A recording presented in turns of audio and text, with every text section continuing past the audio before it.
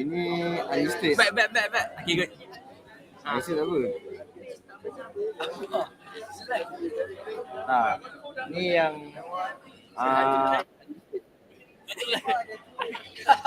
unlisted. Kalau unlisted tak apa. Ni yang kepada link kita tengok. Okay, say more. On our agenda for today, Izimuri, tell me about sum up everything that happened today. evening mood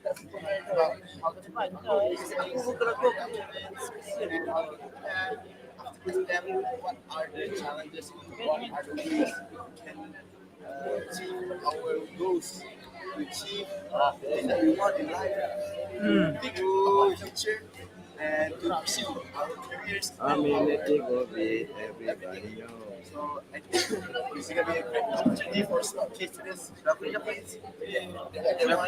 Adik. future that they. Walau not so too good. I'm in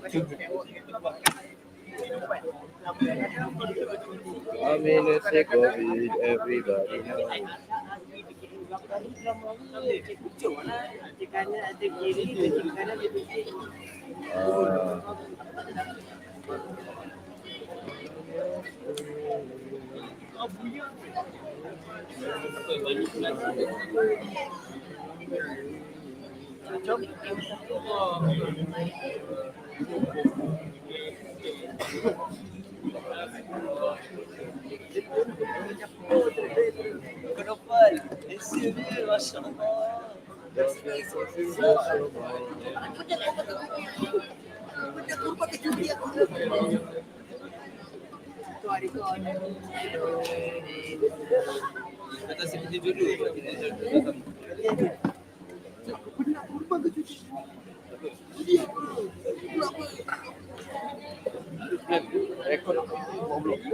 Belah apa?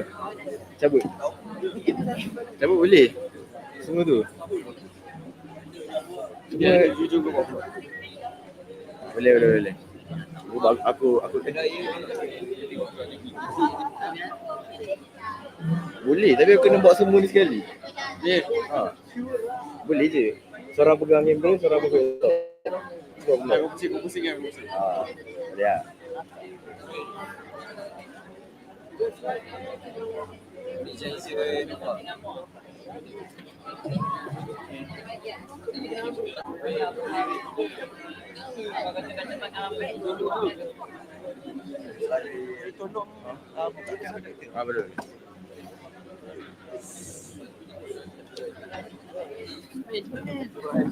Betul. Salah jenis.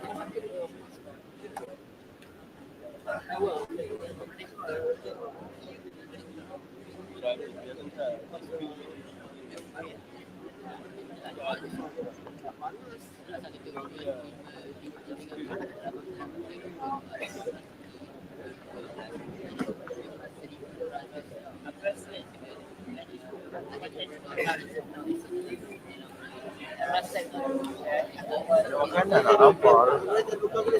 Makanan. Aku lapar. Apa ada seorang tengok? Ni tengok. Tahu? Kau tengok ah? Dia punya sensitif tahap mana? Kalau aku jerit dengar ke? Kalau kau jerit? Sabar. Kalau kita mengumpat dari sini lah. Sekejap. Sabar. Okay, je try. Kita tahu. Desert.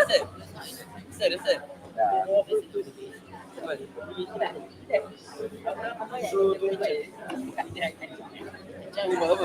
Akak.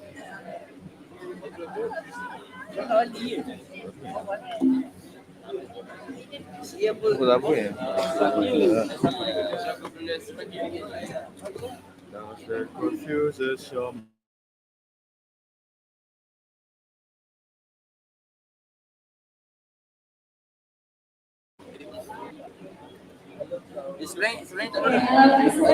warahmatullahi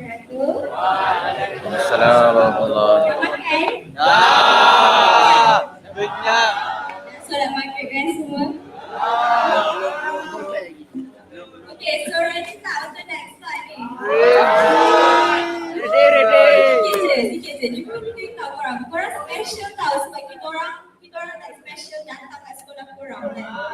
Biasanya orang datang kat kita orang. Kita orang datang kat korang.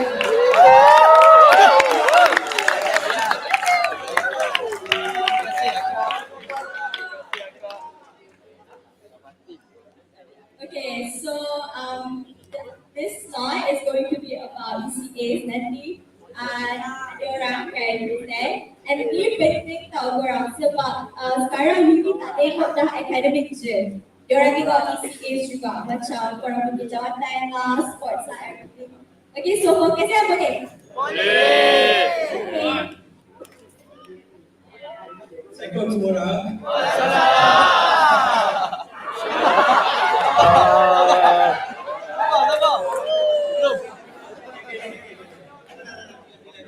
Okay, so for this session, as the name Okay lah. So ECA itu apa? And slot ni kita tak pernah ada, so korang memang special. Then this time, macam listening to this slot and then actually learning knowledge. Macam Fatih cakap tadi, apa nama tu, benda-benda macam ECA. Benda-benda ECA ni very important untuk korang punya scholarship application ni, application benda tu. So just a short introduction.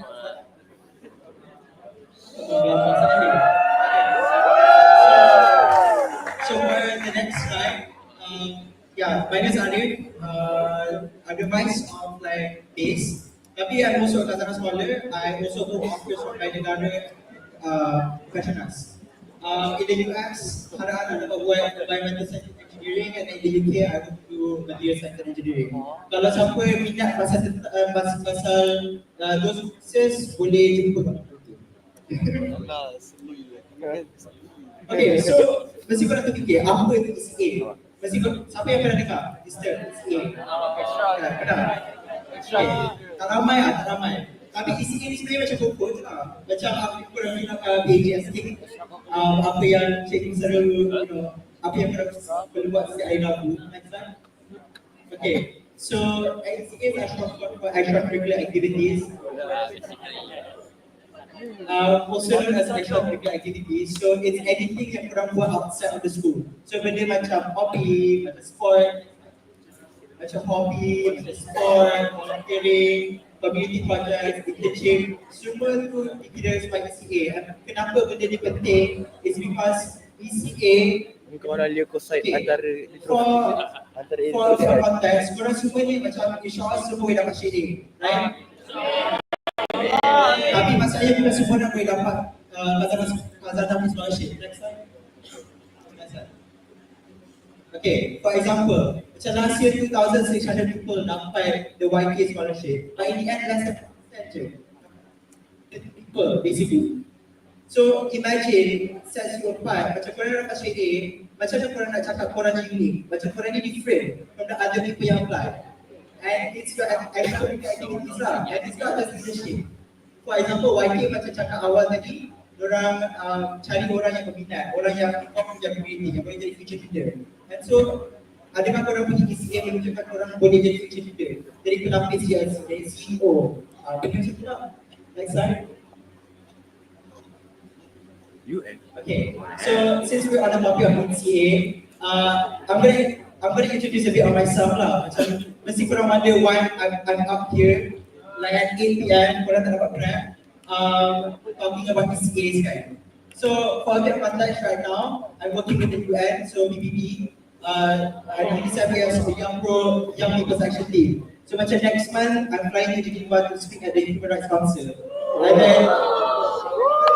And then I'm also part of Persatuan Beli Untuk Bumi atau Youth United for Earth. So kita orang also penasihat kepada Menteri Azmi, YB Azmi. So ni ada gambar kaki kita orang. But whatever lah. Semua ni is considered ECA. And for me, this is very important sebab I want to work with my community, I want to work with involved in the climate space. Sebab macam whether korang tahu, the climate is changing. And your future tak tahu sama ada akan safe ke tak. Sebab you don't know kalau bumi ni livable or not in the future. So That's what I'm fighting for. But I didn't always start in macam advocacy space. I didn't start in doing work with UN, yang kerjaan, fly to Bangkok, fly to Geneva. But I actually started in robotics. Okay. So I started in robotics. And we all have to start somewhere. Mesti korang tengok tadi macam berita atau fikir macam korang tak boleh buat. But to be fully honest, kalau I told my 4 months up, dia pun rasa macam, oh, I couldn't even work with UB. Sekejap.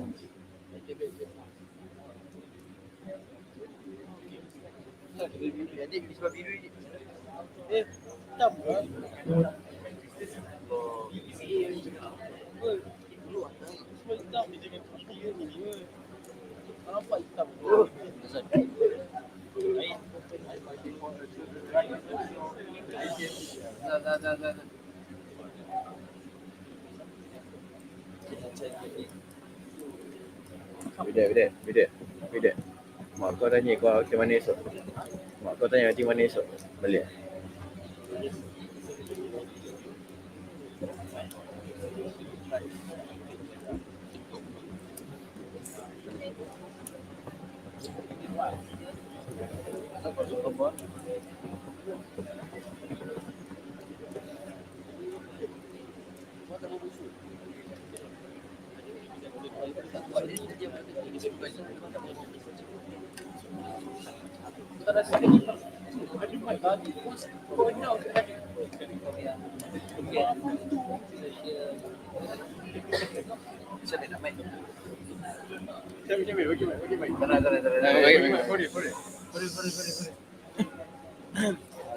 Badi nyanyi.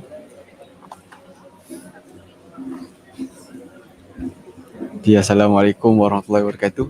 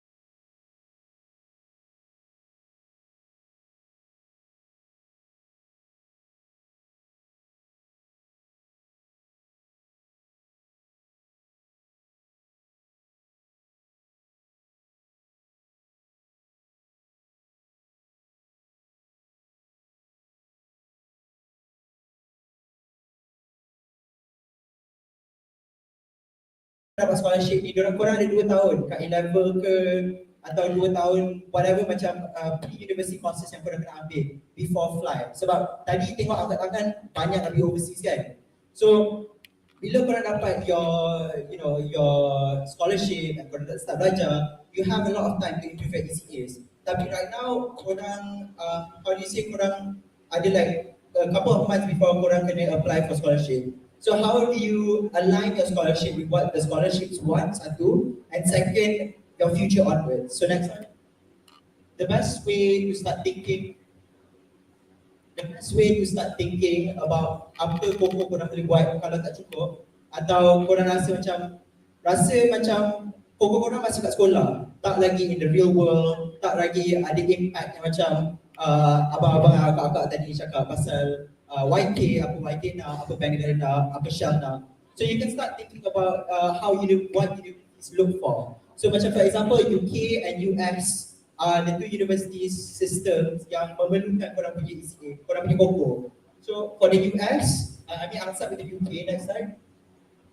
For the UK, korang perlukan this thing called a super curricular. So what a super curricular is I think kat PJSK, cikgu kadang-kadang letak co-academic. Benda-benda macam tu is dikirakan super curriculars. And kalau korang memang target nak pergi Oxford, Cambridge, right? Kalau korang target nak pergi top uni kat UK ni, korang kena make sure that you have that kind of super curriculars. And what can the super curriculars look like? Okay, katakan macam adik ni nak buat econs, okay. So apa korang boleh buat is buat a research project into Malaysia's economic policy. Ataupun korang boleh buat jadi research assistant to a professor ke UM ke UKM ke. Whatever it is, it has to complement korang punya field of study. Kalau korang nak buat a specific field, kalau korang nak buat law ke, korang nak buat engineering, anthropology, sociology, apa-apalah, korang perlu fikir in a way that, okay, skills yang you learn from, yang skills aku belajar daripada these extracurriculars, how do I apply to my course? Sebab what these supercurriculars actually show to the people yang tengok your application is that you actually know what you want to do and you know what you want to achieve. And they tunjuk how serious you are and how passionate you are that you nak study engineering ke law ke, like what moves you, what motivates you, right? And that is also what, for example, YK kan. YK punya personal statement, which Jason, one of the speakers akan cakap later, YK punya personal statement aligns a lot macam the US punya personal statement. It combines almost every prompt that is available with the US punya application system. And within the personal statement itself, you have to talk about what drives you, what motivates you. And these ECAs are a good example untuk macam mana, apa moral standing korang bila korang buat interview tu. Apa korang punya talent, apa korang punya hard skills. Next slide. Okay, now we move to the American universities. So things like Harvard, MIT, Stanford, those unis in general, what they're looking for are macam involvement in your community. A lot like what YK is looking for, right? Korang, work with, for example, back in my school, waktu kat MCK dulu, we work with local orang asli community there, and like taught them how to do EPM and conducted their stories and buat buku cerita, our BRFs gitu. And korang can do that also if you have time. Tapi sekarang ni is like the focus for your Form 5. So maybe after SPM, what you can do is join volunteer groups. Join, there are a lot out there that you can search, like for example Project Anak Malaysia. Kalau korang nak buat benda-benda berkaitan dengan education, benda-benda berkaitan dengan volunteering. And then also the thing about American universities, they want to see how passionate you are. Macam the UK just now with the super curriculars, the American universities, they don't just care like how interested you are for the course. Sebab korang technically tak apply for the course, korang apply for the university. And the university nak tunjuk like how passionate you are as a person untuk find something. So for example, kalau korang minat memasak kan, how far are you going to go untuk connect your minat memasak, help your community, and also untuk increase the knowledge for yourself. So that is what American unis are looking for in general. Tapi if you look more specifically, next slide. If you look at more specifically, so ada siapa-siapa nak enter MIT ke, Harvard ke, Stanford, cuba angkat tangan. Ada siapa? The girls tak ada? Tak ada? Okay. Okay, so what these universities look for, and for context kan, each university ni mereka punya acceptance rate macam 3%, 2%, 5%, so it's very small. And even kalau dapat scholarship pun tak tentu lagi you get into these universities. But cuba bayangkan yourself in the shoes of a scholar. korang dapat dah your dream scholarship, dah dapat dah JBA Warna, dah dapat dah YK, dah dapat dah Pengenalan, insyaAllah. You have to think about how your ECAs align. So you have to think past your application stage. So this is how you can start thinking. Specifically for these universities, for example MIT, diorang cari the type of person yang boleh apply apa benda korang belajar kat dalam classroom into reality. So katakan korang belajar pasal A-level we have this macam ideal gas law. So macam korang belajar pasal tu and korang fikir macam mana, how can I use this to katakan kurangkan air pollution in my community, ataupun korang belajar pasal bio punya konsep, pasal enzyme ke apa ke. So how can I use that to help people? That is the type of research yang diorang buat and the type of extracurriculars yang diorang looking for. And it shows that you're excited and you want to know and you're creative. Whereas Harvard, dia cari orang yang boleh jadi future leaders, future CEO, future politicians. And I'm not saying MIT and Stanford don't cari those people, no. But that is specifically the niche of Harvard. They're looking for future politicians, alumni who can help enrich the community, and they look for people yang macam ada personality, ada like really passionate about what they do. Sebab kalau korang banyak jumpa student Harvard atau pernah tengok kat YouTube ke apa ke, the students that get to Harvard, they're the type of people that can't shut up about their passion. Macam bila dorang dah set their mind, katakan they want to solve climate change, they cannot stop talking about climate change. They will do whatever it takes to achieve their goal. And the final one is Stanford. Like for example, they're looking for people yang boleh found startups, found businesses, people yang akan buat new technology to the world. Next slide. So now korang ada a rough idea of what ECAs are, what universities are looking for, and what specific countries have different intent. And we also have my own example of how I got from robotics all the way into working into social work sekarang ni. And so these are some examples that I can find, and oftentimes we see a lot of STEM examples, and I wanted to include examples that include the arts and the humanities. So macam contoh, we have anthropology, which is the study of the human nature. Cuba korang boleh search kalau tak tahu after this. But an interesting study that tells you a lot about how human people work, how macam civilizations exist and things like that. Dia macam a bit like historian, tapi dia mengkaji up to date lah. And so some of the things you can do kalau nak buat anthropology is do writing research projects. We have a senior YK who is now in Harvard. Her research project was basically dia half Iban, like she's mixed Iban, Punjabi and orang asal sekali. And what she did, dia balik ke Sarawak and dia balik ke Sabah and actually met with Pawang and like the people from the tribe and actually learn their stories and what basically almost like a book. And that, not saying that got into Harvard, she was a very smart person also, tapi that set her apart from a bunch of other people. And even like, for example, the YK scholars right now, the Pengenalan scholars, you can ask them, there is one element of themselves that set them apart from everyone else, that shows them that dorang boleh menanggung tanggungjawab sebagai pemegang beasiswa negara atau all these other previous scholarships. And then for economics, apa korang boleh buat is start a newsletter, okay? So how starting a newsletter can do, there's this platform called Substack yang korang boleh tulis your essay. So katakan korang minat, macam cakap tadi kan, korang minat untuk menganalisa policy like negara or monetary policy, or let's say you want to look into climate finance. So macam how much money kita perlukan untuk solve the climate crisis, benda macam tu, and you can write about that and publish on your own. Or even better, what you can do is you approach a professor yang korang nampak dia punya research article interesting, you email them and then you say, hey, I'm interested in this. I mean, more respectfully lah. Tapi macam, hey Professor XYZ, I'm interested in this. Can I help you do this research project? Or I have this research project, can you be my research mentor?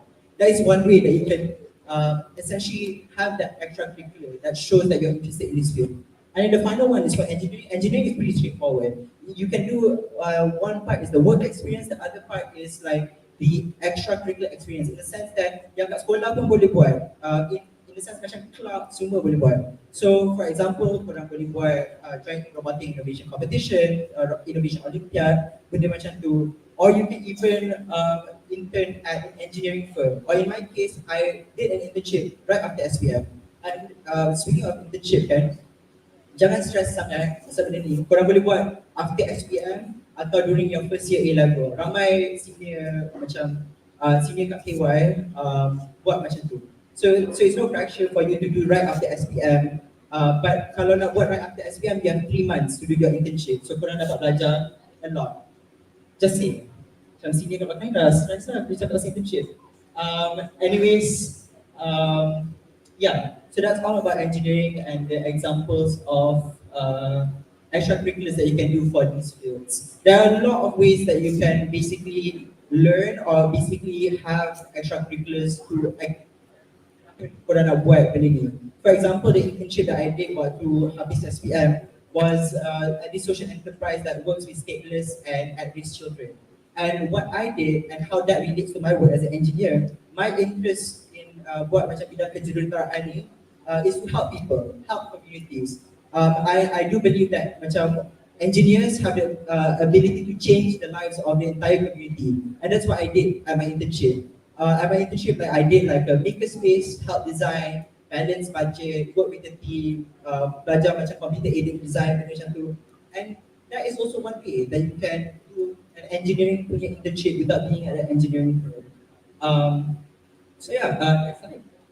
So hopefully that's not too fast and you can digest. I know it's a bit much, so because of that, I want you guys to do a bit of your own brainstorming. It's your turn to actually think about what have you done, what can you do, and what have you learned. So what I want you to do for the interest punya, so on your paper ke iPad ke, I don't think you guys use iPad. So on your paper, you can put 3 columns. So interest, courses, and what interest, courses, and what you've done.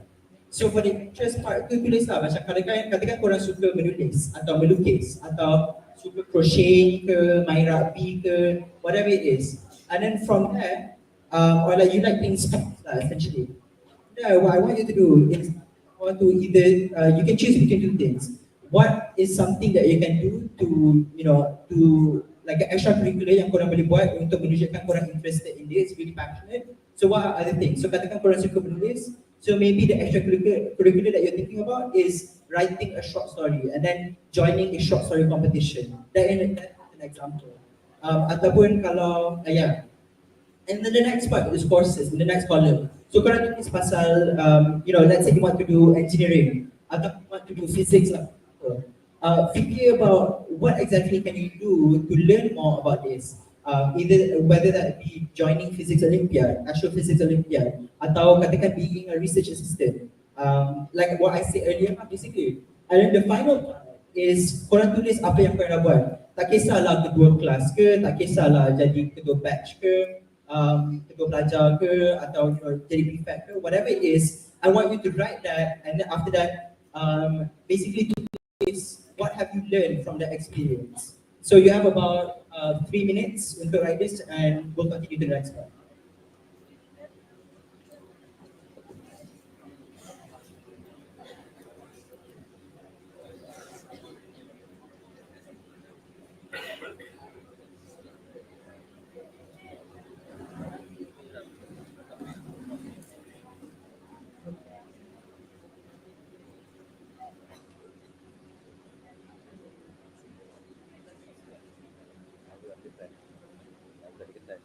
Dan aku dah matikan expectation dalam tu.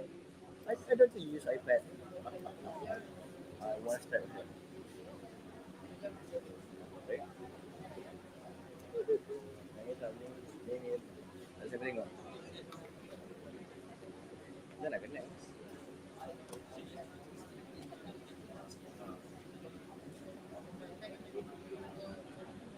Oh, okay.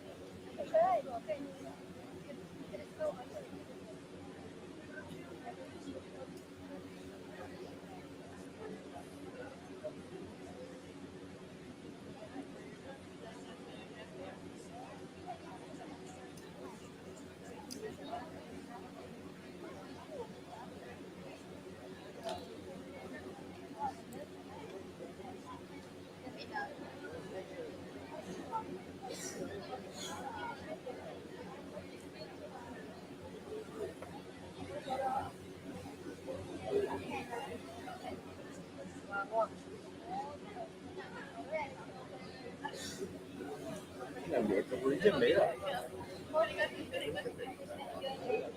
Aku nak gaya cing.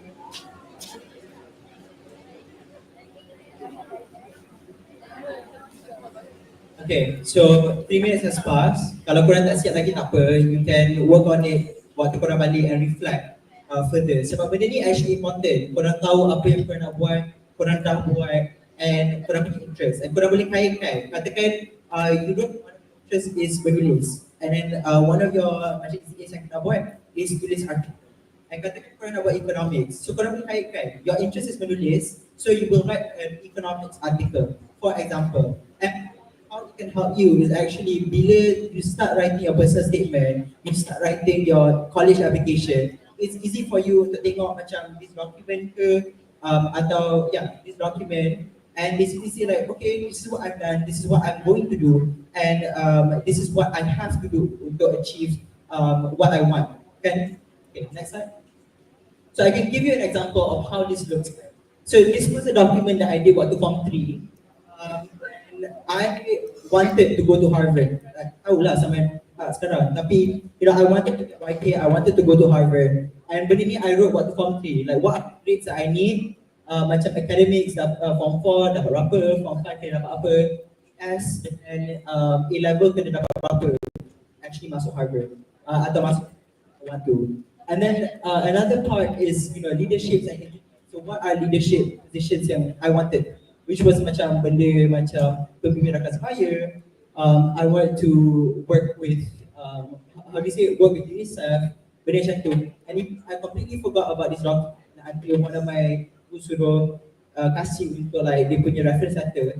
This actually helped me set a clear goal in my head. I want to achieve this and I'm going to achieve this, and are the steps that I have to take. So kalau balik nanti atau macam dah habis SPM, kalau korang ada like extra time, what you can do to actually give motivation towards yourself to work on that next step to achieve your dreams, to capai impian korang, you can write this. What are the projects you want to do? What are the uni programs that you want to apply as like a student? What are the academics that you have to achieve? Or what do you want to do in terms of volunteering? Leaderships and internships. And macam kalau resume tadi, there's one part yang dia cakap pasal honors and awards. So what awards yang korang dapat? So for example, ada kat atas tu Diana Award, which is kalau korang buat social work as a young person, korang boleh dapat that specific award, and it's the highest honor you can get as a young person when it comes to social work. So just think about it, and then kalau korang ada extra time in the future, I would recommend doing this because it gives you a clear vision of what you need to do next. Next slide. So the final part, so we now know what to do, we have examples how to do, and we also know how do we start thinking about what to do next. Sometimes korang akan buat the wrong thing. There's no such thing as a wrong ECA, tapi the wrong approach memang ada. And here are the do's and don'ts. Next slide. So the do's are essentially, macam a lot of this seems quite straightforward lah, katakan. Follow your passion. The way forward that I got from robotics and where I am right now was not simply just waking up one day and say, oh, okay, I'm gonna apply this like program, or I'm going to do. It was throughout the years. I worked on this for 4 years to reach where I am right now. And sometimes there will be days where it's better, and sometimes there are days where it's not better. And sometimes korang rasa macam, what's the point of doing all of this? You can ask my friends. You can ask that macam. What the Nurin ke, Fatin ke, you can ask Teguh Maisara ke, like they'll tell. Certain days I feel very frustrated about not achieving certain things. But the most important thing is believing in yourself and also understanding what is your final goal. Korang buat koko ni semua just for the sake untuk letak kat CV ke sebab korang minat. Bila korang minat, korang akan betul-betul fight for it. You will apply whatever opportunity you can find online, and you won't make excuses to why you can't apply unless it's something that you can't avoid at all. Tapi overall, it gives you that drive. It keeps you going. And then the next part is consistent and persistent.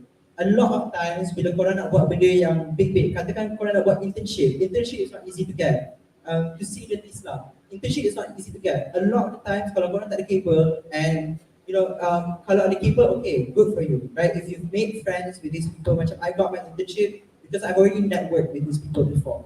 and I've worked with them previously before jadi graphic intern. So it was easy. Tapi katakan korang tak ada cable, katakan korang tak ada these privileges, nak katakan untuk actually get an internship, what you could do is, just for example, you email 100 companies. Impossible out of 100 companies, satu pun tak reply.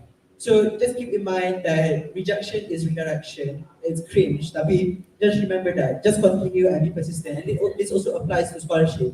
Katakan korang tak dapat scholarship, korang nak, it's okay, you can apply for your undergraduate. Katakan even for undergraduate, you didn't get the scholarship. It's okay, if you really want to get that scholarship and if it really is meant for you, you will get it. And then the next part is quality over quantity. Now, katakan senang. Let's say you're prefect, you're captain robotic, you are also like president, PRS, you're this, you're that, Macam katakan korang ada 10 commitment. And out of those 10 commitments, korang just enough time untuk do all the required tasks, bukan additional tasks kan. So bila korang dapat buat macam tu je, what ends up happening is that you are just mediocre at everything. Korang just biasa. Of course kat CV tu ada tulis macam 10 different activity, tapi bila tanya pasal activity tu, dapat buat apa? I just check the meeting sebab tak cukup masa untuk buat projek lain. It's better that you have, 3 ECAs atau 4 ECAs that you are really, really interested in and you're really passionate in. Katakan korang nak, projek memasak, like to give to stateless children atau refugee, benda macam tu. You really go into that and you become an expert and you learn how to cook, you learn how to organize, you learn how to handle your finance. Benda tu dapat mengajar lagi banyak dan benda tu actually can give you the necessary tools and information yang diperlukan untuk get the scholarship and get that university. I know it sounds a bit macam dry atau boring, tapi trust me, in the long run, this will help you. And then the don'ts is, first and foremost, jangan buat for the sake of this will look good on my application. Ramai je, even in KY pun. It's a mentality that a lot of us yang ada macam, aku akan buat ni sebab nanti admissions officer for like bank negara akan cakap, budak ni hebat. Trust me, whenever you have like interviews with, for example, bank negara is a good example. They will actually ask you what you are passionate about. They will go through your profile one by one. And bank negara interviews are the type of interviews that orang akan keluar and menangis. If you don't do well, you will go out of that hall, not hall lah. It's very intimidating meeting room. Imagine 5 orang depan, and then korang seorang je kat situ. You will go out of there and ramai je akan nangis, right? And so if you don't know your why do you do these extracurricular activities? What pushes you? You will be the person yang akan nangis in interview, and you won't get that scholarship. It's thinking that you're better than everyone else. I think it's easy in like the school yang korang ada sekarang ni to feel like you're at the top of your game. You already hit prefect and you already got X award and Y award, straight A, maybe even straight A plus, and you think you're the best. But the moment korang keluar tu, you have to realize that there are so many other young people yang mungkin tak SPP tapi dorang jadi like the best debater in Asia.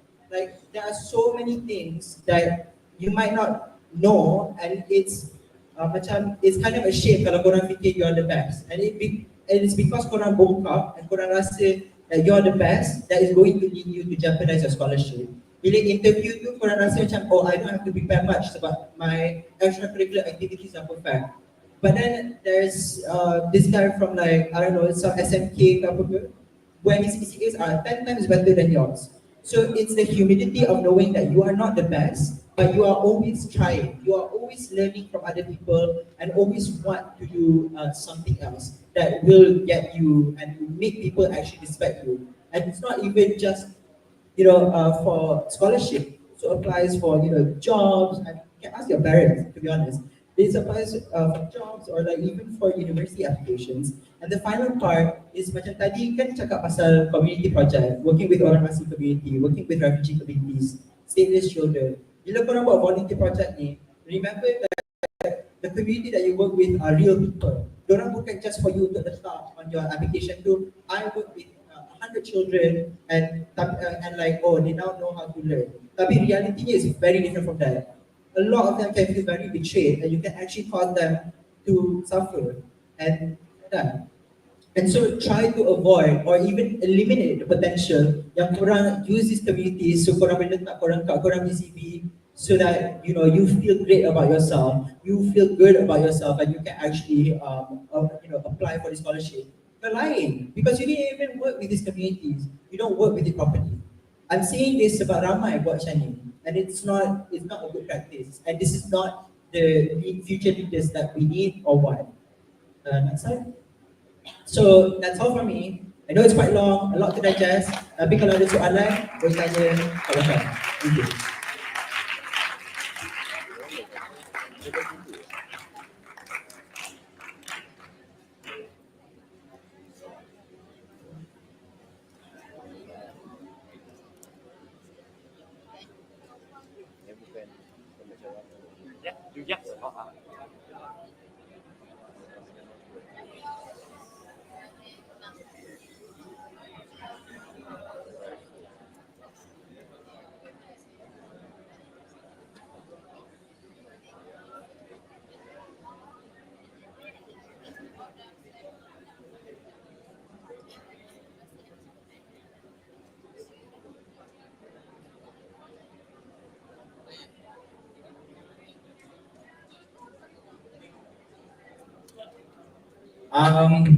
God, this is my. I am not used to having a mic here, lah. Hello. Hi. This is. Okay, so enthusiastic. I'm 8:30 now. Okay. 3 things you need to know about me. Number 1, I am wearing the base T-shirt. It's just I'm having the hoodie. Okay, this is gray. Okay, so if I wear the base hoodie, macam tak ngam a bit now, but it is technically ngam. Number 2, I have not. It is 8:35 now, and I have not had my hot CEO latte from Zeus Coffee yet, so I might be a bit sleepy. I'm sure some of y'all will do that also, so I'll try and keep this short. And number 3, I don't remember. Okay, let's just move on. So this workshop is about essay writing tips, where basically you write an essay. But before you know that, you need to know who I am, kan? Because you might think like randomly, why is this person here, kan? So I know banyak information sini. Let me explain, okay? So I try to speak Malay, but my Malay sangat teruk. Okay, if I speak Malay, I feel like I'm not Malaysian, so I speak English. My name is Jason. I'm from Sandakan, Sabah, and yes, Sabah, maksudnya ada Ponyok Pride. Yeah, Ponyok Pride, that means I can thank you, I went over to school. Okay, I'm a strong Malaysia scholar, last year's batch in UM, and please, if you nak dapat Shop, please isi minyak kat Shop, please. Shop, takkan nak betul pakai duduk di bawah select. Yeah, okay. This is me when I feel. Merchandise is here. Okay. I plan to do mechanical engineering and my A-levels. I'm being supplements physics camp.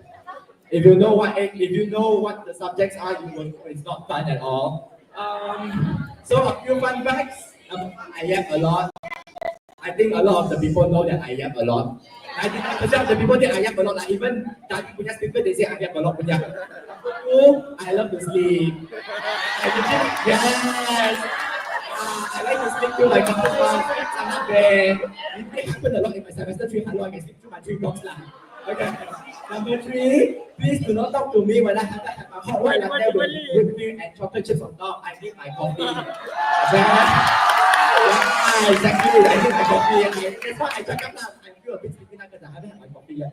I used to be unable to tahan spice, but now I can tahan a little bit of chili sauce. Character development, yes. Okay. And last one right here is I try to want you on the video. Okay. Those who know who that picture was, who that person was, if you know lah. Never mind. Next slide. Okay, enough about me. Let's talk about where to begin. So, essay, not like your PM karangan lah, not like your English. Once upon a time, there was a little not like that. Scholarship essays are different, and some of the scholarships they tak scholarship apa ni? Some of the scholarship essays they don't do essays, macam Petronas and Shell. I think the minyak don't do essay lah, but the other stuff they do essays lah. Macam YK and Bank they do essays. So where to begin? Because you cannot just tengok your Google Docs and 3, 2, 1. Hi, my name is Peter. I like YK. Blah blah blah blah. You cannot do that. You need to actually know what you're writing. So let's just look at this. So this is just a time frame. You can work around with this whenever you want, but this is just where to begin. Like we suggest you to begin there. So first up, time management. Okay, hi, I'm back on. Yay. Okay, so the first thing is time management. Please start early. Kalau ada deadline, please set for them because like when you sleep, you need an alarm to wake up. This is the exact same thing. Research, know what your prompt is, know the scholarship. Creating a narrative, get out a story, write an essay, tell a story and whatnot, and then proof and check. So it's quite standard. It's macam you do this English essay, but it's not the same because you can write a good English essay. You boleh tulis karangan yang bagus, but you cannot tulis karangan personal yang bagus. Trust me. You ask the seniors, they all look from their common hand. Okay. So first up, time management, very important. Please start early, and the deadline book up, and then baru you decide to do anything. If your somebody is gunning for a particular scholarship, macam YK ke, okay. Then you have to prepare early. So you have to brainstorm, mind map, draft lah, creating a whole paragraph, tulis your essay itself because you have to actually write an essay, then proofread, and that's just overall how you manage your time. A lot of people they tend to spend different times. Actually, sometimes some of them they brainstorm for like 1 month, completely fine. Some of them they already know what they want to do and write it in 1 day, completely fine also. But the most important part is you need to start early. Okay? Yeah, please start early. Don't delay like me. I wrote my YK essay 1 day ago before the deadline. Yeah, did not get in, rejected. Okay. Moving on. So this is just a time management now. Okay. Yeah. Okay, so this is just another part. The second phase is to research. Please understand what you're yapping about. Jangan just yap without a reason. Okay, I love to yap also, but you have to yap so that other people know what you're yapping about. Under prompt, please understand the prompt. Jangan just tengok bang and oh bang. Ooh. Do not do that. Okay, please actually understand what they want. Okay, so you can ask yourself these questions. These are just some example questions that you can ask yourself. You don't have to follow, but if you follow this, that'd be great. So my questions like macam role models are what do I am today? What is something that I'm proud of? You know, what do I want to do in the future? I understand that SC is more for fun kan? Okay, good. So 1 more year then you release. Oh, wow. So you might feel like with like macam SBM after you might not know what you want to do. That's completely fine, but it's important to highlight a direction. So if you're someone like you suka STEM, for example, then you might consider doing engineering. You might consider doing maths, it's completely fine. Or if you tak nak, you might want STEM, and actually I want to go STEM. Okay. If you want to do what econs, then completely fine also. You want to switch platform also, okay, up to you. But make sure you write it down and actually highlight your direction. How can you contribute to the country and society? Why do you want bank? Why does bank want to love you? Stuff like that lah. So it's just a part of the process. You need to research, you need to ask yourself these questions because it's very important. They want to know who you are. They cannot just give you the scholarship and then you just unmute. No, that does not happen in the real world. You need to actually make them say, kenapa you need to choose me? So an essay is a very good way to do that lah, I would say. So I'll show you an example. A prompt. So this is bank. Saying bank, even though I'm not bank scholar. So this is bank negara. This is from last year. You can ignore this. This is just the rules lah. The question is here, which is a bit small, but I read it out lah. So the question is: explain why bank negara will be your choice of scholarship and how your chosen field is beneficial to you and bank. Also explain a significant personal experience which shaped who you are as a person. Okay, a lot of information, but tenang. Okay, unless you're like me where you submit the deadline one day ago, okay, then cannot bertenang lah. But if you're normal and you start early, you can bertenang and look at this question. First up, they ask why would you want to choose bank? Sounds very simple, but if you're someone who is like me, already decide to what STEM, I will ask this question because bank is a finance company. It's the bank, Central Bank of Malaysia, Bank Negara Malaysia, right? So kalau you selaku orang yang nak buat engineering, it doesn't make it for you to go and apply bank. So that's what they're asking here. If you're someone who confirm nak buat econs, then go ahead. You can just literally here, right? You already know nak buat econs. And how your course benefits you and bank. Here's the you and bank. So you have to know, bukan saya nak buat econs, bank also need to know why I bought econs, for example. Also explain personal experience that make you who you are. So you can explain macam your experience that make you very important. So macam for me personally, it was my road trips pergi KK.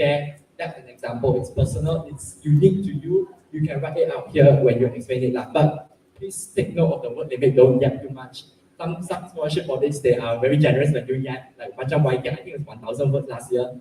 And macam 350 words, so you cannot yap much. Just literally yap what you need, and that's all. But an example, of course, I cannot show you all the examples because to show you all, it will be taking too much time, and I want to sleep. So you can research yourself on this.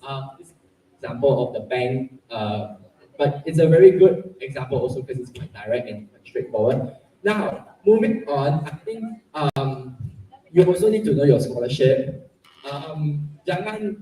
I know it's very tempting to apply scholarship sebab it's a scholarship kan, and mungkin some of you tengok kami sekarang bagi you advice, you feel like you nak jadi scholar and stuff like that's good, but please know what scholarship you nak. Sebab not all scholarships fit everyone. Like I said, kalau saya orang yang STEM, does not make sense for me to go to bank. Really, that's why during my bank application I just answered that I got it. Okay, so you have to know what scholarship body you're trying to do. What do they want? What are their mission statements? What type of stuff they are looking for? They're looking for your passion. So if you're someone yang suka buat engineering, please show it. Show, don't tell. Show your commitment. If you're really suka engineering, then by all means just say that you love engineering. You actually have done all of this during your high school. Just really show it. Don't just check up I love engineering, because I can check up I love engineering, and like so it doesn't make a lot of sense and a lot of impact when you say that. So you have to really show your commitment, show your passion. If you're someone who is still undecided, that's completely fine. But it's important to show you that direction. It's important that you let them know this is what I want to do after SPM. Because SPM is very fast one. And I sound very old saying this now, but like really it's very fast. 1 year later you'll be out already and you'll be done with SPM. It's stuff that you have to know from SPM already. Start exploring and discovering yourself.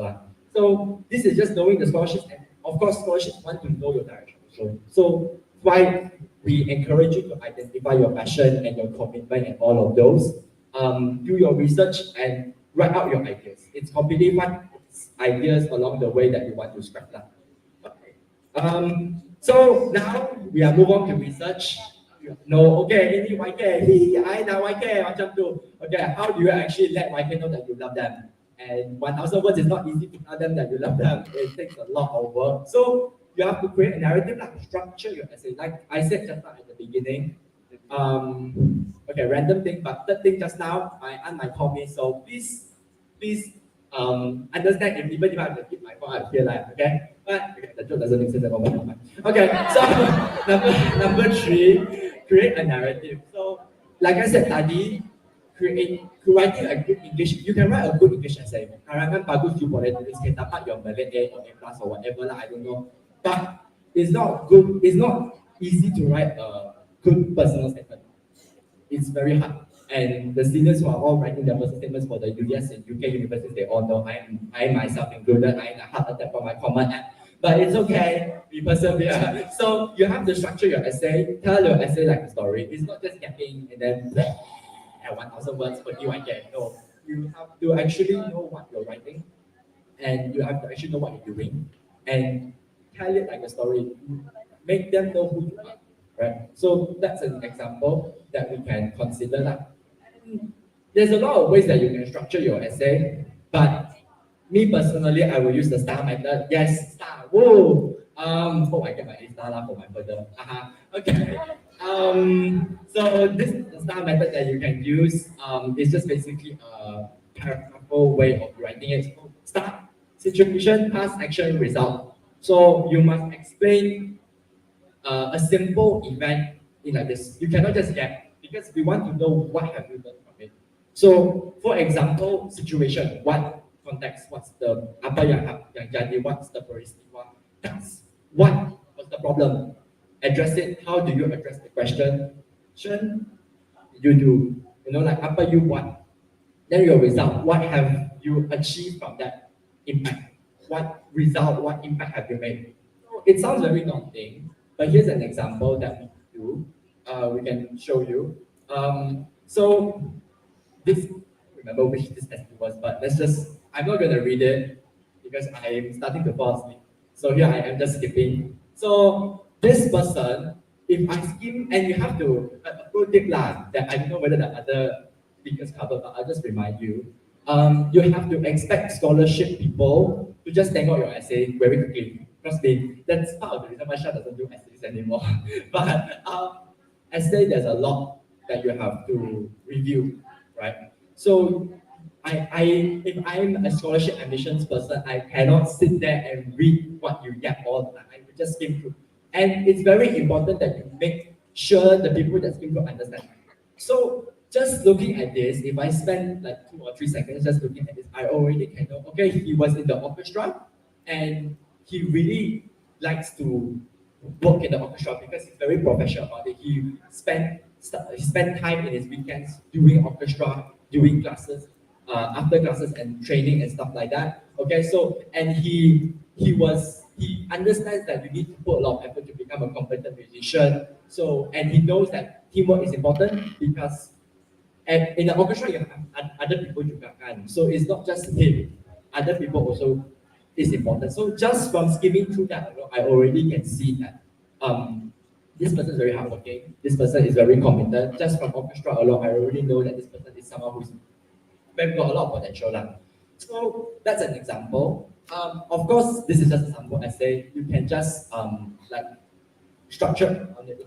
Now, I know some of y'all think the matter ECA talk just now, and you're like, what if I show off my ECAs, my achievement? I co-founded this NGO, blah, blah, blah, blah, or I dapat MIT Olympiad, blah, blah, blah, blah. You want to write it in your essay? Sure, no problem. It's actually very encouraged because they want to see what impact that you have made and externally validated. Maksudnya orang ada confirm that you have done that lah. So these achievements, you should how should you include them? You should include the ones that align with what you do. Jangan you apply for MacEng, but then you go and submit your Form 1 arts drawing competition. It's good, but it's not relevant. That's not what they want, right? And also show them the achievements that actually related to what you want to do in the future. So if you have one econs, then and you probably, I think y'all during your SPM or your secondary school, y'all have your own econs competition and whatnot. So completely fine, you just write it there, it's fine one. It relates with your economics course and whatnot. Kalau macam ini, you have or if you have something that's very important, like that speaker who has a lot of impressive achievements, and you write it down, also can completely fine. The point is, you have to show yourself off because they have a lot of people that they have to review juga, and you have to show yourself off lah. Make sure that people, the scholarship actually loves you. Macam sikit lah, but like relationship a bit, but never mind. Okay. So how do you highlight them? How do you write them out? Do not. I think a lot of people who write essays, scholarship essays, they highlight it in a very boring manner. They say, oh, I want this, I want that. That's not good, So please explain your experience. Please explain your impact. Make sure that you're actually saying what you did. I want this, I want that. Okay, yeah, that's good. How did you read it? What did you do? Stuff like that. So it's just very elementary stuff, but I feel like a lot of people can get it wrong because it's very easy to get it wrong because like you want to bring out your best, but you have to keep that in mind that they don't want you to show off. And that brings me to the scholarship. How do you actually make the scholarship fall in love with you? Yeah, very hard to make them fall in love when you have a lot of people. So please make sure that when for the scholarships that like do this essay, you have to connect your future goals, connect with why you not apply Petronas, for example, why you not apply Whitecare, why you not apply Shell, why you not apply Bank. Because everything we do has a reason, right? And please mention common aspiration. Macam Petronas, if you're interested in engineering, you just check out the reason why I not apply Petronas is because after I finish engineering, I can Kerjaya with them and it brings me a lot of experience, something like that. What I'm saying here, hopefully it makes sense. But if it doesn't, okay, because that's part of the process. You just research, you learn, and you understand what you need to write here. But I think, okay, so this is an example of how we connect to the scholarship. This is a bank economist candidate. So they check out, okay, as a future environmental economist, I will contribute to the shaping of the policy for our banking industry, to pivot reading economics activities, because that's how we read. You have to understand that that's how people at scholarships they read. They just, oh, okay, that's interesting. Moving on. They don't have a lot of time. And okay. So just from this alone, I can already tell they are very interested in bank. Because back to what bank does. So research, this is part of research, because research and narrative creating is important. Because if you do not create a good narrative and you do not research, you just get in, and it's easier for them to reject you. But this is an example. Of course, when you write, there are multiple different ways that you can write it completely fine. But this is an example that we're showing here. So, last but not least, you finished yapping already. Yay, habis 1,000 words for YK finished already. Woo.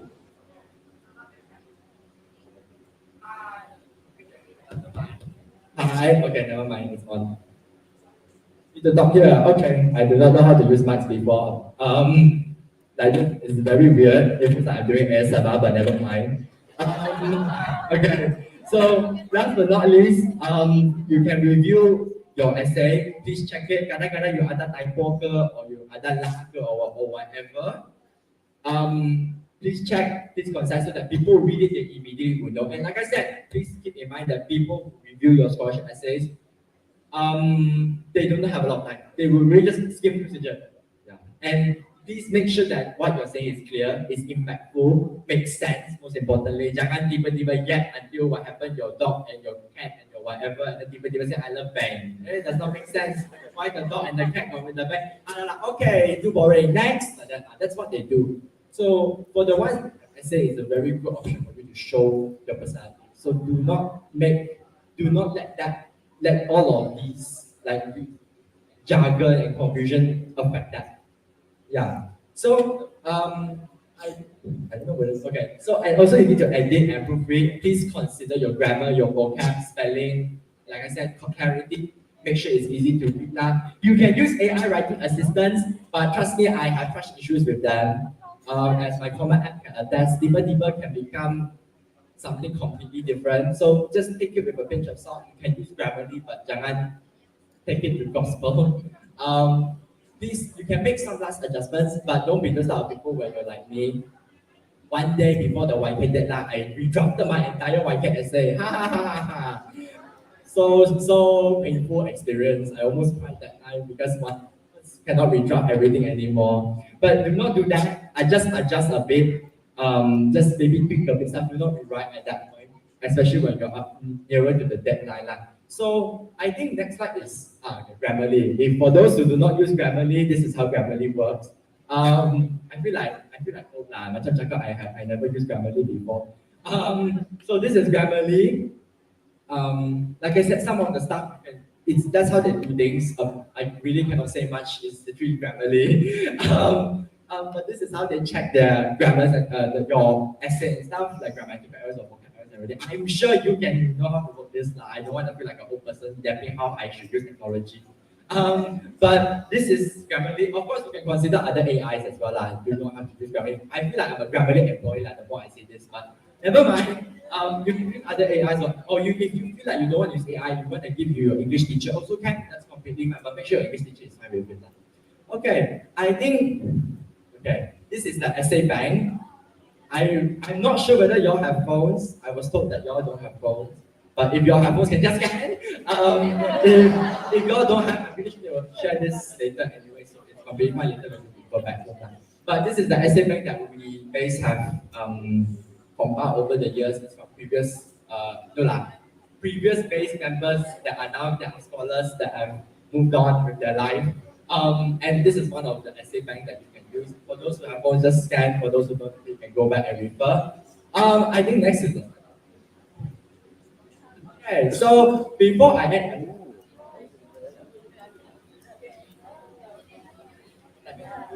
okay, so we have 10 minutes according to this. That is the equivalent of doing an abacus arithmetic on a test. So I don't again sound like a person, but this is the question slide. I thought we have slidos, but can do slidos. So I'm open for questions. If you have any questions, you can literally just stand up. I guess it's just me. So if you have any questions that you want to ask, not just essay, like interview stuff or anything, I think we can only allow 10 minutes. So if you have any, and if you have any questions, you can just ask lah. It doesn't have to be just essays. It could be about anything about scholarship. So I'm just open to the floor. Listen, one question from me before I just our student your again ask you a question, okay? Because guys, for your information, Jason is from Shell, okay? Shell student. So personally, from myself, the hardest test for scholarship is from Shell. And then for this year, we have seven students.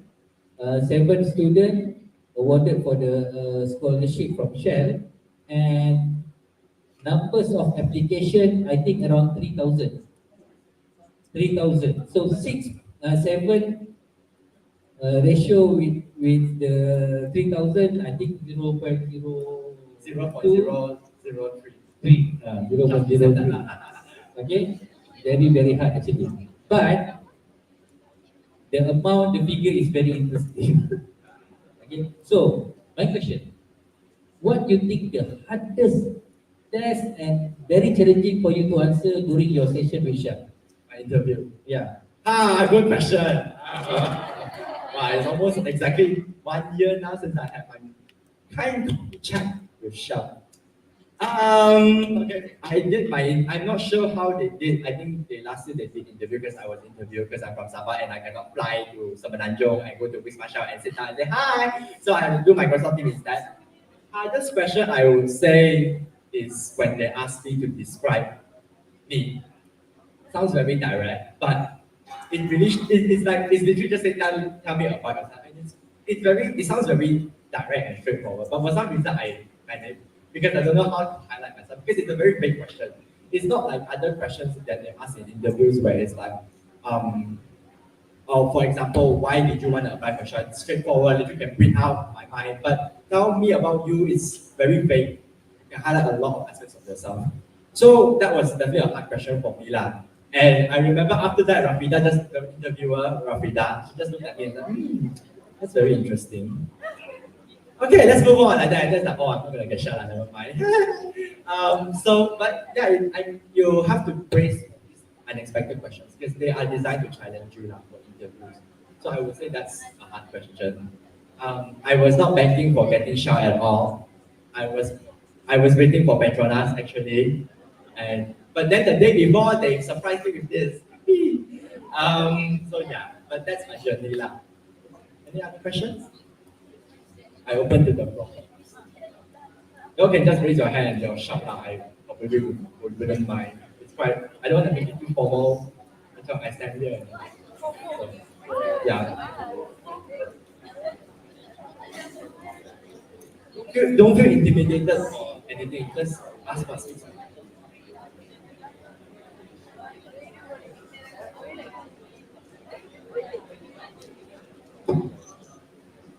Any questions? I'm not sure whether there's any questions now.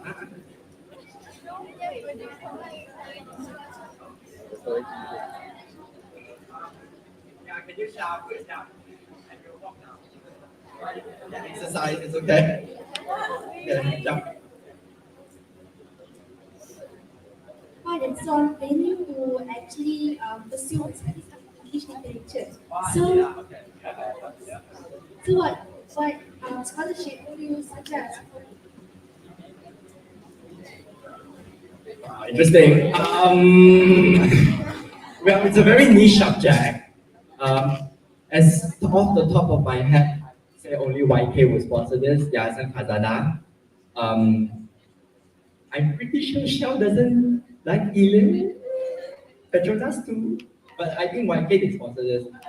One of our juniors, they were sponsored to do performing arts. And then it led to a very interesting coffee chat lah on how he wanted to dance like Shakespeare. But yeah, but it was very interesting. I think I shall stand here instead. So, but it's very interesting nonetheless. But I would say off the top of my head is YK, Yayasan Khazanah. If you have any other scholarships that you are interested that offer this, then hello. Okay, but as the top of my head, I think it's Yayasan Khazanah lah. So hope that answers your question. Okay. Any other questions? I don't know whether it's a question or not. Yang lelaki tak nak tanya ke? Dia lah malu-malu. You can just ask about anything about the application process. I'm perfectly fine with it. Okey, sementara tu saya nak share lah. Tak KY ni sebenarnya, kalau SPM korang ambil berapa? 11 subjek kan? Tak KY, so far yang paling banyak share lah kot, 4 subjek. Yang lain semua 3 subjek je. Senang kan? Senang tak? Cuma 3 subjek tu, setiap subjek ada anak-anak dia lah. For the math, how many papers? 6 eh? No, for the math.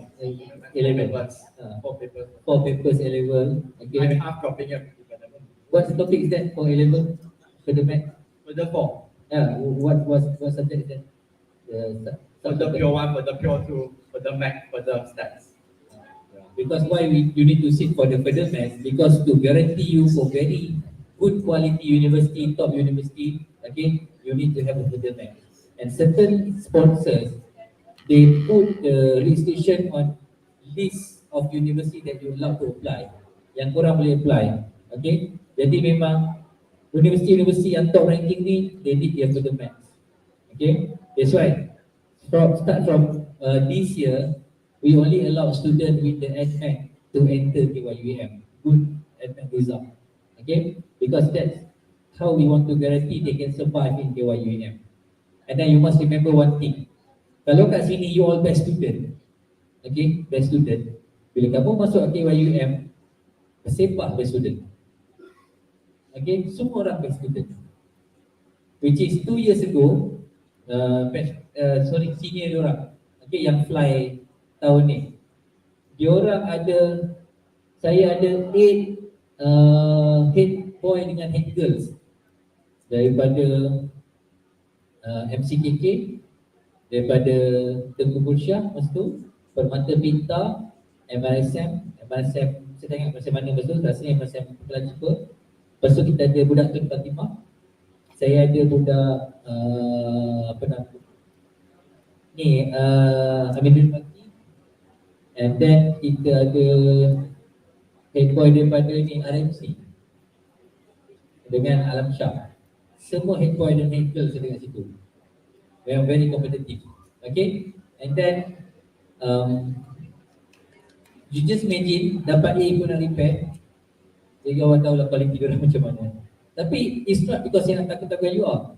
Okay, when you work together, you mingle around with people are very excellent. Okay, they will take you to that level as well. Okay, itu sebabnya even dalam Islam ni pun kita kena pandai pilih kawan kan. Selama satu, kita nak galakkan dia pun jadi bagus. Kalau kamu bagus, kita tarik kawan-kawan jadi bagus. Okay, kalau kamu rasa kamu tak bagus, jangan cari orang lagi tak bagus. Kita gabung dengan orang yang bagus. Tapi insyaAllah, sebab pengajar semua hebat-hebat kot. Anak-anak hebat semua. Kata saja sebab pengajar okey.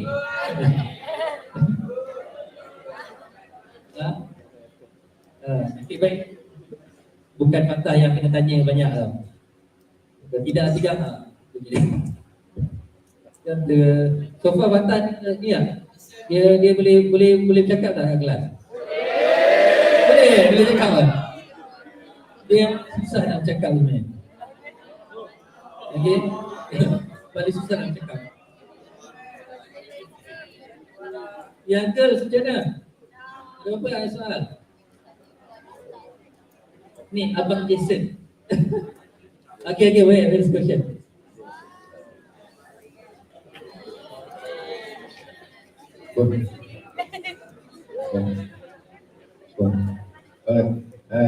My question is, how do you describe yourself? My brain cannot comprehend this night in the night. I would say I'm okay lah.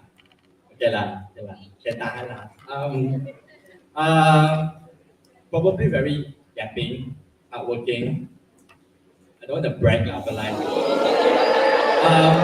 don't want to brag lah. I feel like but like hardworking. Even though I just started 10 days ago, but it's okay.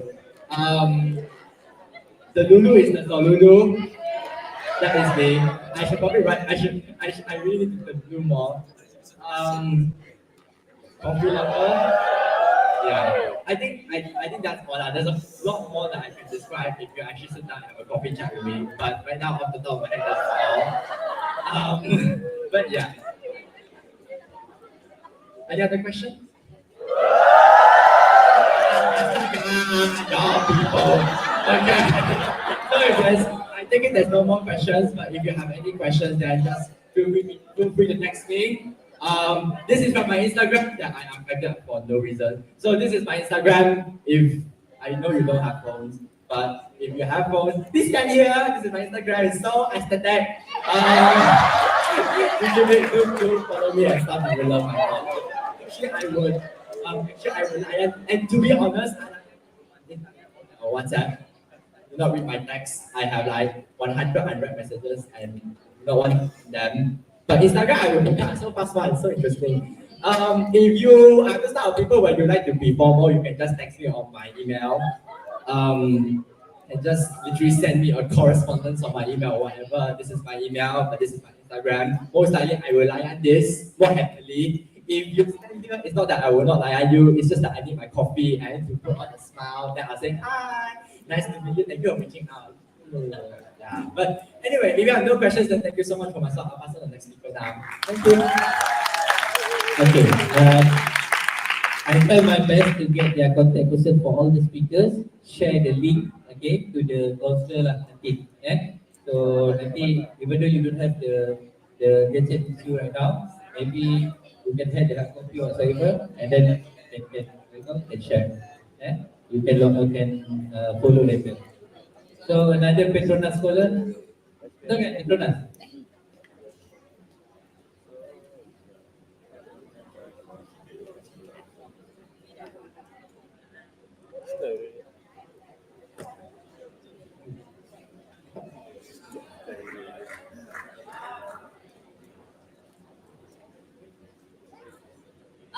So hello everyone. I know this is the last session, so all of you guys are maybe sleepy, right? Okay, so it's good to have the semangat going. Last session, and I'll try to make it interesting.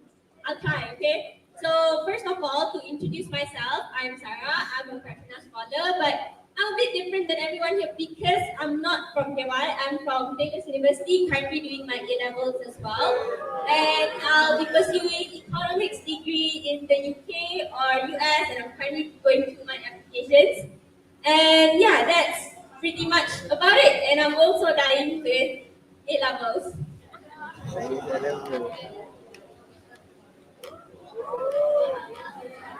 Okay, so my former school, I'm from a very normal sekolah harian back in Penang, St. George's Girls' School. So I'm very grateful for Petronas to like give trust in me from someone from a very normal school and give me the ability and opportunity to study in overseas uni as well.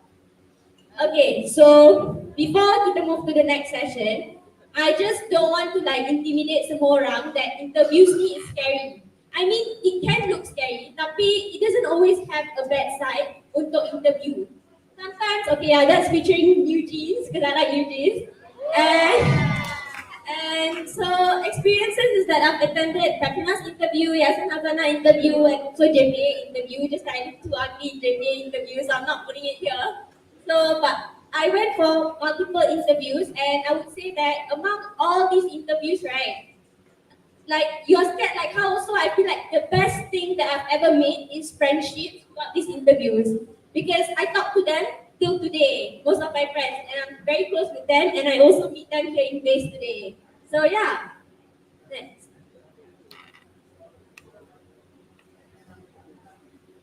Okay, so now, okay, that's another New Jeans guy. So anyone here knows New Jeans? Oh, okay.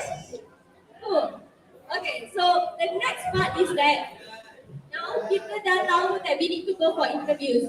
So usually interviews are like in stage 3, stage 2, or like after the, after the qualifying stage, right? So interview ni, I know that it's very common untuk semua orang takut when they're going for interviews. Tapi interview is basically somewhere where the interviewer just want to know you, so don't be intimidated and just be yourself.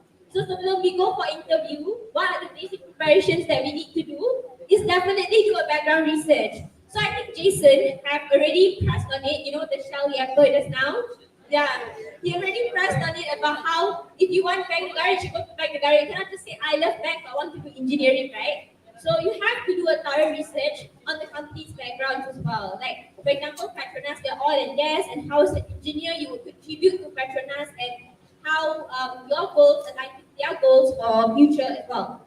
Next is to also know yourself. When you go for these interviews, they want to assess your ability to think. They want to assess your true self. So if you think you're funny, just be funny in the interview. But I mean, to a certain extent, maintain the professionalism and don't fake anything during the interview. Just be yourself. Just be yourself during the interview too. Okay? So don't panic or anything. Just be yourself. Like if you like, usually the common interview questions are like, what you like to do, what are your hobbies. Then you like to debate. Then you can just say that, oh, I like to debate, or I like to cook. You can say anything. There's no right or wrong for doing yourself.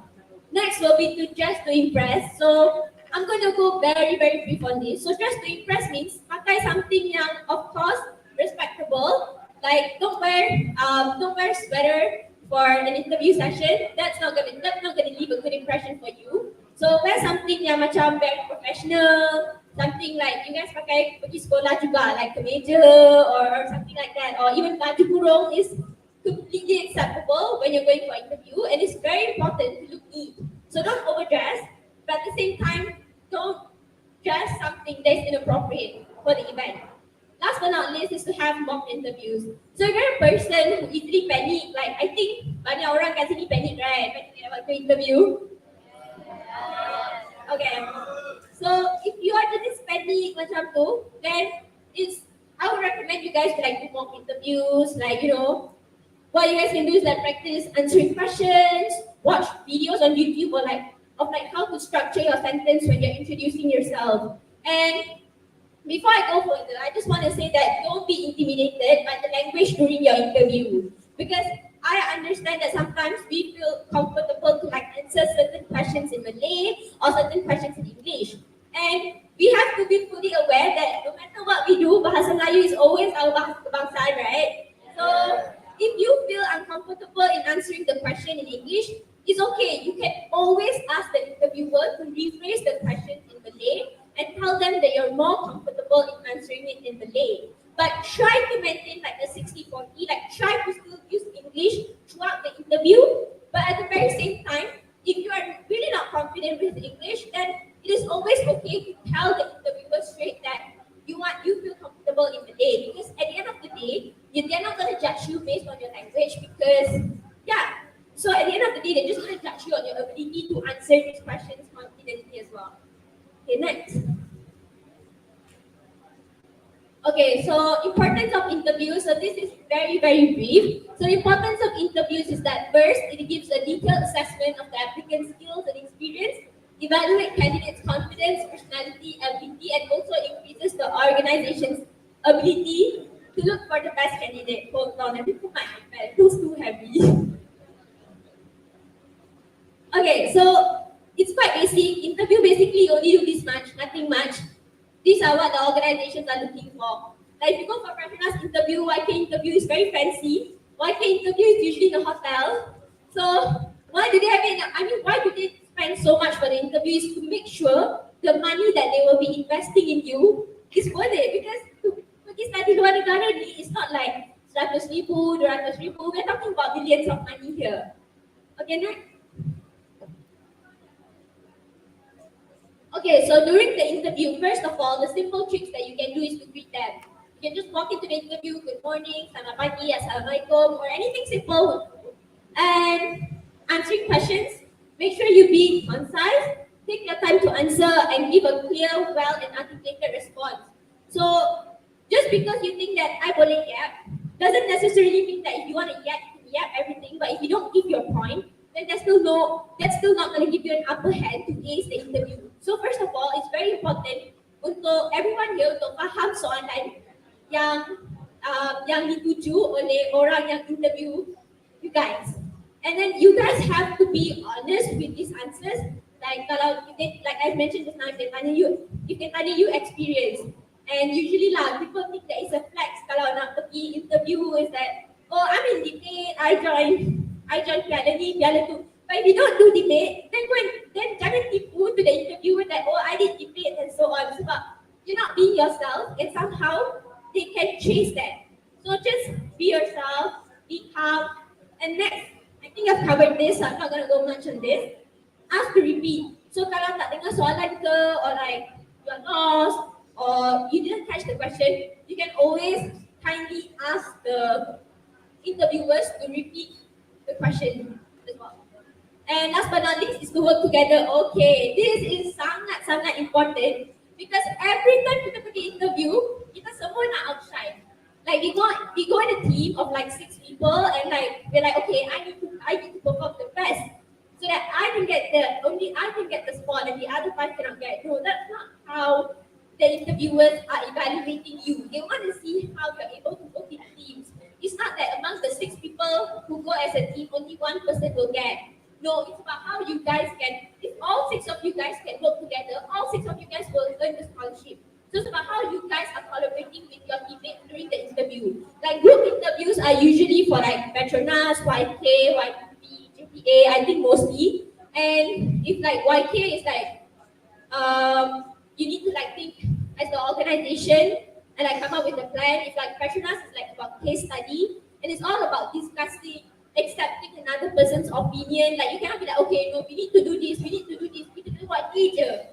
Idea you tak bagus, tak logic, tak valid, no, tak boleh. We have to like, even if you don't like orang tu punya idea, just fake it. Just okay, I get your point. Okay, it's valid, like, because you want to show that you can bekerjasama dalam kumpulan. Okay, next. Okay, after the interview, okay, I always do this, even though I'm actually, honestly speaking, I'm not very interested to know the organization for like, I just want a scholarship, but you know, you just want to show that, okay, I have interest. So you can always prepare some questions beforehand. Just like for my Petronas interview, I macam prepare a bunch of questions yang I nak tanya, like, is carbon emission is net zero 2050 achievable by 2050, you know, just to show that I have interest. I want to learn more. I mean, that is just like 10%, like leave a positive footprint. And then, yeah, don't forget to thank the interviewers for their time. It's always the little details. And last but not least is to reflect back. So, ceritakan diri sendiri sebelum the next interview session. Okay, do's and don'ts during the interview. So this is a very general guideline. If you guys can conquer this, you guys are gonna do well.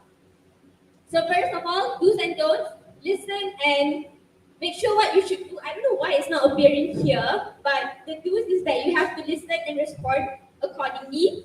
So it's very important for you to listen to the interviewer's question and do not disrupt them when they're directing the questions towards you. And sell your strength and expertise. So here comes, I'm a head prefect, I'm a debater, I'm a winner of this debate competition, I'm winner of chess competition, whatever. Here is where you sell it, but don't sell it in a very macam yuck way, like in a braggy way. Like make it like in a way where it teach you, it taught you things.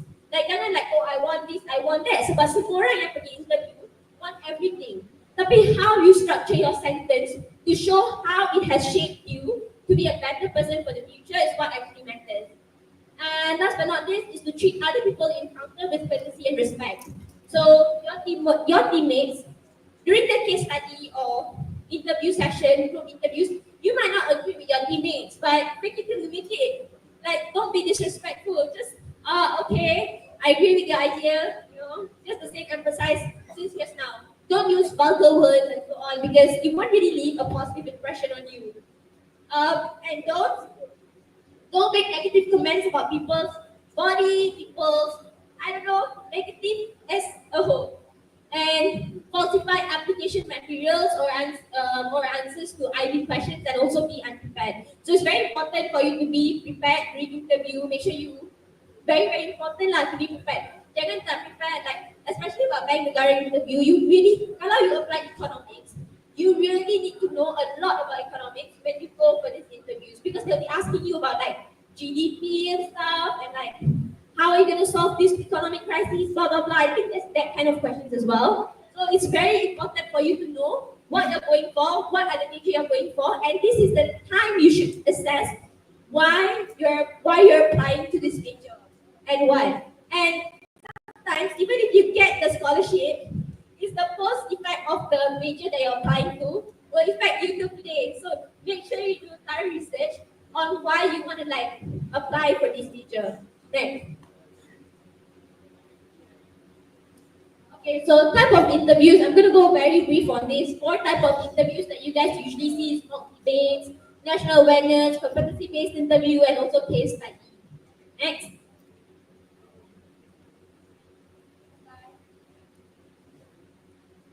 Okay, so national awareness topics. Okay, so usually when you go on this, like all these interviewers will ask you on your thoughts and opinions on like gender equality, on like, issues about war, issues about education inequality. So it's very important for us to be educated about it. And like the news available online or everywhere is already sufficient for us to be educated about this daily news. So these are the normal ones. One of my friends who went for like YK interview, I think like stage 4, he told me that he got asked about ESG and he didn't know how to answer. So yeah, it's very important to be educated about national awareness topics.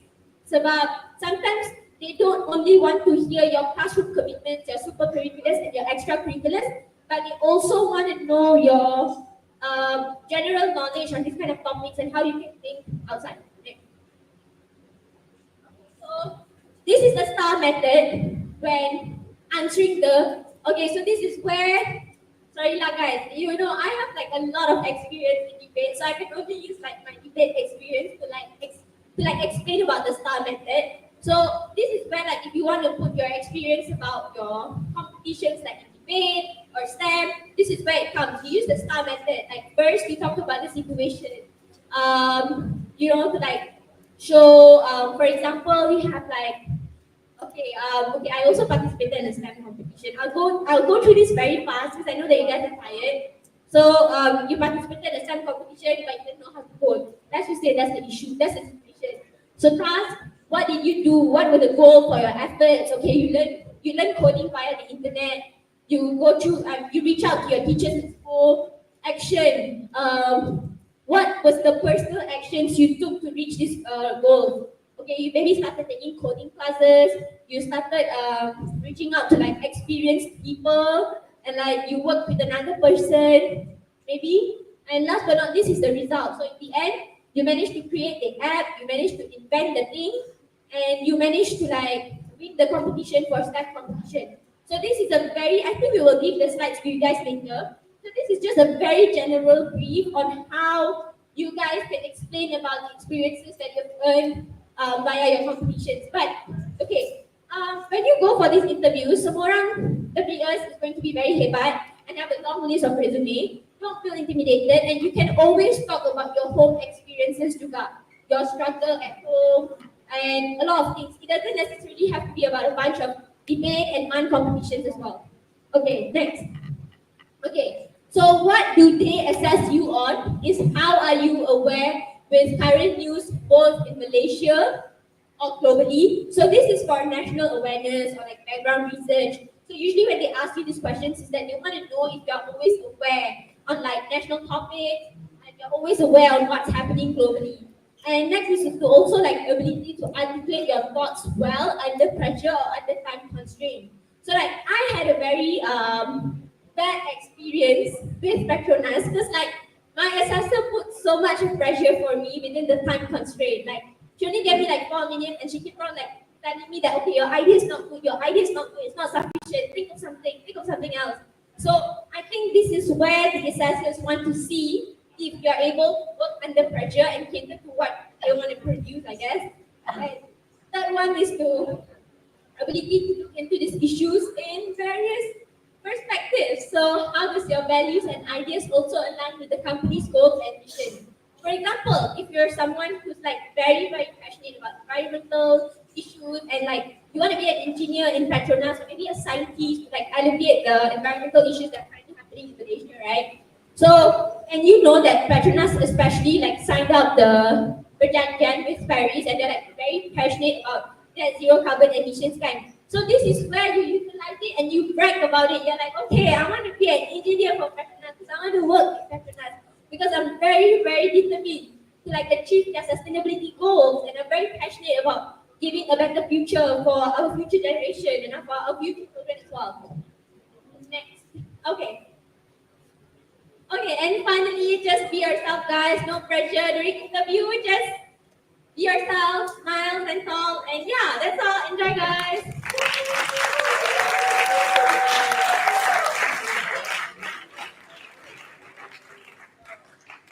Okay, I wanted to put a meme, but I don't know why the meme can't be seen. But the meme is like so funny. It's like, don't worry, you went past the interview. No, touch wood, bitch.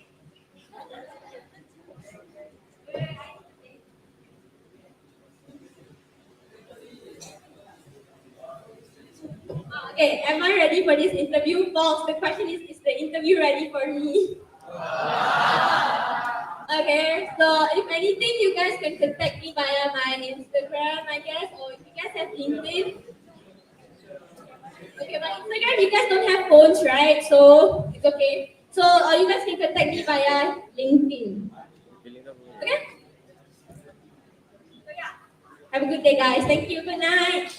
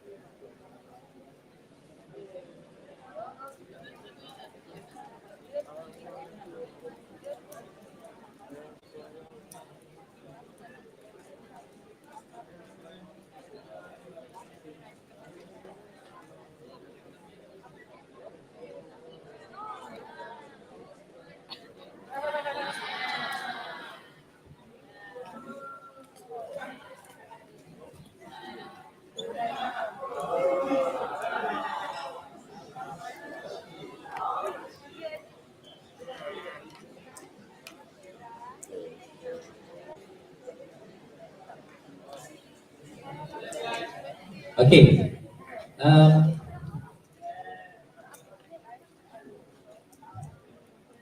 are you so far? Okay.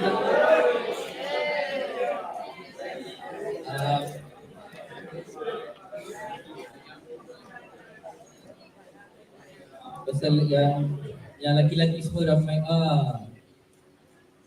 Siapa nama? JPA. lah. Awak jadi Adib. Ni.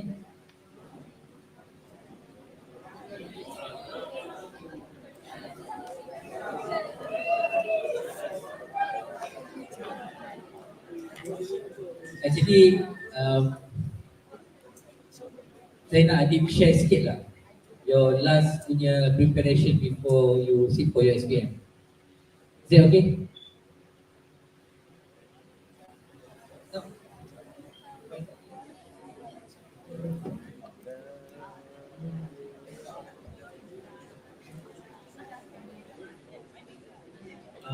Okay, so talking about my preparation, saya nak samakan dengan time frame korang lah, which is after trial and nak tunggu SPM. So after trial and nak tunggu SPM, content wise, there's not enough time to really absorb everything. Not saying tak ada langsung.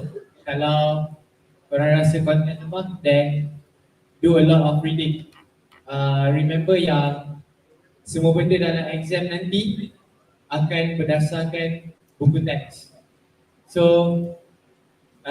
my advice, kalau nak study content, study buku teks. That's content wise. And then kalau macam subjek-subjek yang critical thinking macam advanced, memang nak tak nak, memang kena buat past paper. But at the same time, SPM nanti dia akan jadi newer questions. So korang tak boleh bergantung dekat purely past paper, because maybe korang buat past paper supaya macam korang boleh recognize a pattern dalam paper tu. Tapi during SPM, dia akan terus introduce a new pattern. So apa yang korang kena faham is actually concept. So in my opinion lah, kalau at maths, waktu dah nak betul-betul exam, saya baca buku teks at maths balik and tengok betul-betul apa yang dia cuba sampaikan dekat konsep tu. Itulah, so my main advice yang saya rasa useful is guna buku teks sebaik mungkin lah. Tak kisah if it's content or at maths or apa-apa lah. Sebab buku teks is apa yang lembaga peperiksaan akan base diorang punya exam on. Okay, thank you Adib. Nurin, kami ada a point from you.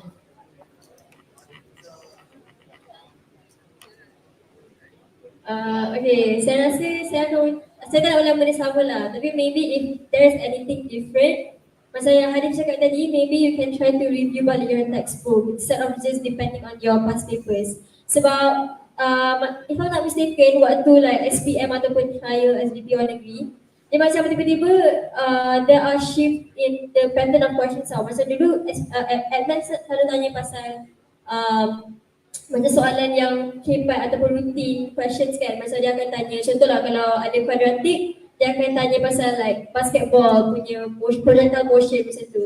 Tapi waktu my trials, I think I struggle to answer questions yang bukan macam tu, but rather soalan yang macam actually ada dalam textbook. Contohnya proving logarithm, for example. Yeah, so the point here is to not miss anything, which you can only achieve if you betul-betul buka textbook and baca.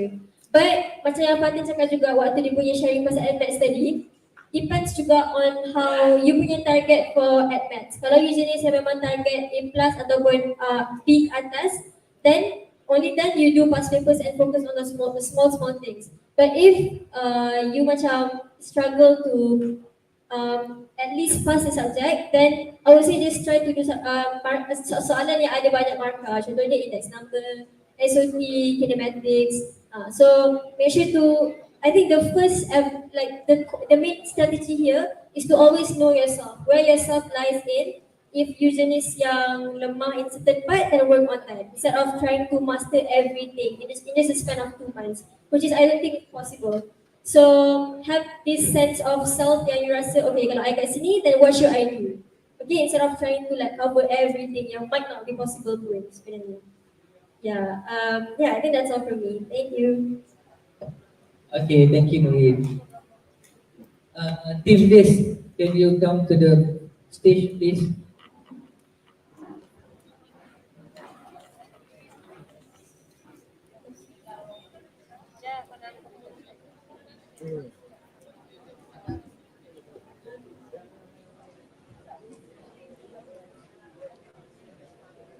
Shira, okay, Shira. Kata malam ni je.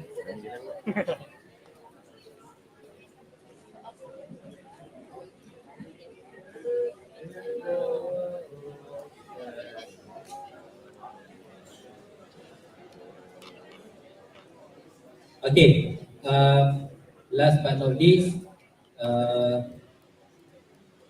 so saya personally nak thanks all of you, okay, my students and base team yang datang pada UKM, Sarah from Tejas, okay, the rest all from KYUM. So I also would like to take this opportunity to thanks Smart Gajah, okay, Smart Gajah for all the hospitality, okay, and all your focus during the during the session. Macam saya cakap, kalau saya yang bagi tips apa semua, dia macam cikgu-cikgu juga, yang mana umur lebih kurang. Jadi kadang-kadang saya nak divert you all punya pemikiran, okay. So I bring to you, okay, the best yang ada dalam Malaysia ni lah, okay. That's what I can say, okay. Umur dia orang pun tak jauh dengan kita, dan dia orang pun fresh, baru lepas ambil SPM 2 tahun lepas, okay. So yang mana takkan jauh beza, okay. Dan dia orang ni semua yang terbaik, antara yang terbaik, okay. Jadi InsyaAllah one day you all pula yang akan ada dekat depan ni, bagi tahu kat tim-tim budak-budak yang ambil SPM mungkin 2 tahun lagi, 3 tahun lagi, okay. Pasal apa? InsyaAllah mana tahu apa yang korang share itu adalah ilmu yang buatkan korang berjaya, okay. Dan saya tahun depan kalau panjang umur, saya akan bawa senior you all yang akan jadi senior daripada Smart Gajah. Ada 2 orang, seorang lagi seorang perempuan kan, si dengan Ina Amna, okay, boleh dengan Amna, sorry boleh datang, okay. So I wish you all the best in your SPM, okay. Banyakkan doa, banyakkan usaha, banyakkan tawakal. Dan kalau siapa yang korang ni senior ni dulu pernah usik budak-budak junior semua tu kan, minta maaf itu kena ingat tu. Kalau tak ada, tak apa, Alhamdulillah, okay. Kadang-kadang kita tak tahu, okay, dunia ni.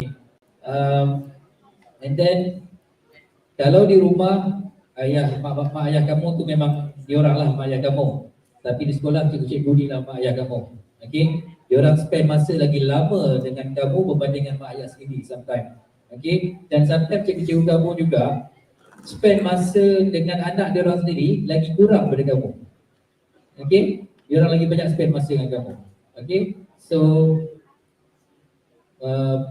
bukan kata macam mana nak cakap kamu kena yalah, macam mana kamu doakan tu mak bapak, macam tu juga kamu doakan tu cikgu-cikgu, okay.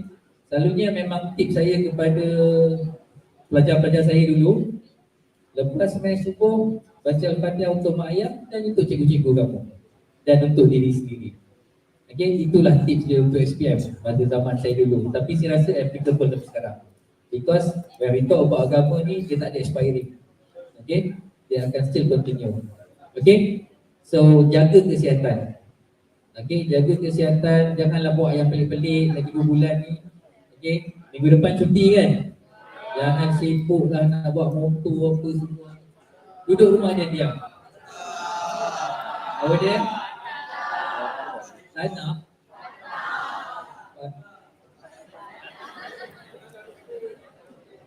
Okay.